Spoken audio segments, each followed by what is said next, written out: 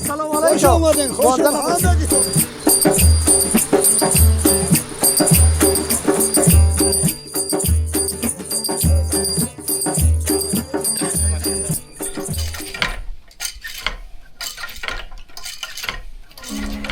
مادری نشون باید خبری نری خونم. چی خبر بود؟ میخوام راست